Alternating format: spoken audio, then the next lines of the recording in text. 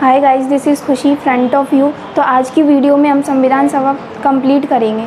तो सबसे पहले बात करते हैं BN राव के बारे में। तो BN राव एक महान हस्ती थे और ये उस समय इंडियन सिविल सर्विस में थे। इनका पूरा नाम बेनेगल नरसिम्हा राव था।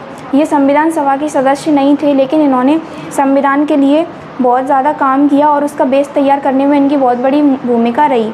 एक इंटेलिजेंस है जिससे हम अंदाज़ा लगा सकते हैं कि वर्ल्ड में सबसे बड़ी ऑर्गेनाइजेशन में से एक इंटरनेशनल कोर्ट ऑफ जस्टिस है, जहाँ पर पूरे वर्ल्ड में केवल 15 जजेस बैठ सकते हैं। उसमें से एक हमारे BN राव थे। उन्होंने राजेंद्र प्रसाद जी से कहा कि संविधान सभा का मेंबर BR अम्बेडकर जी को कुछ भी करके होना ही चाहिए। फिर उन्होंने BG खेर से बात करी। BG खेर, जिनका पूरा नाम बाल गंगाधर खेर था, ये हमारे हिंदी भाषा आयोग 1955 के अध्यक्ष थे और उस समय आज़ादी से पहले ये बम्बई क्षेत्र के प्रधानमंत्री थे। उस समय एक एरिया के क्षेत्र को प्रधानमंत्री कहा जाता था।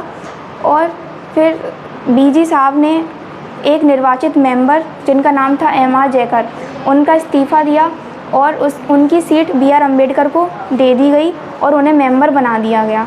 अब बात करते हैं प्रारूप समिति की। तो प्रारूप समिति जो कि BN राव द्वारा तैयार की गई थी, जिसका अध्यक्ष BR अम्बेडकर जी को बनाया गया और BN राव जी ने प्रारूप जो तैयार किया था उस पर चर्चा करने के लिए प्रारूप समिति बनी और उसका अध्यक्ष BR अम्बेडकर जी को बनाया गया।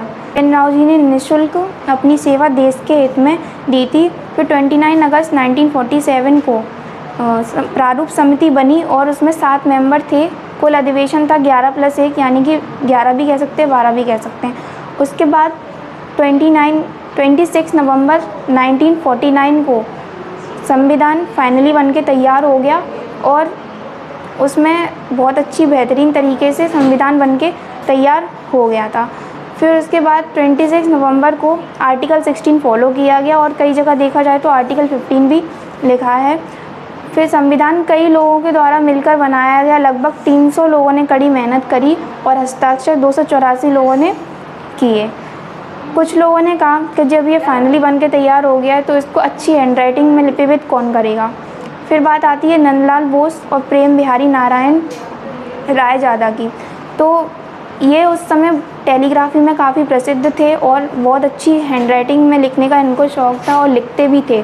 उस समय पंडित जवाहरलाल नेहरू स्वयं प्रेम बिहारी दास जी के यहाँ जाते हैं, उनसे बोलते हैं कि आपको संविधान लिखना है, कि आप अपनी सेवाएं देंगे।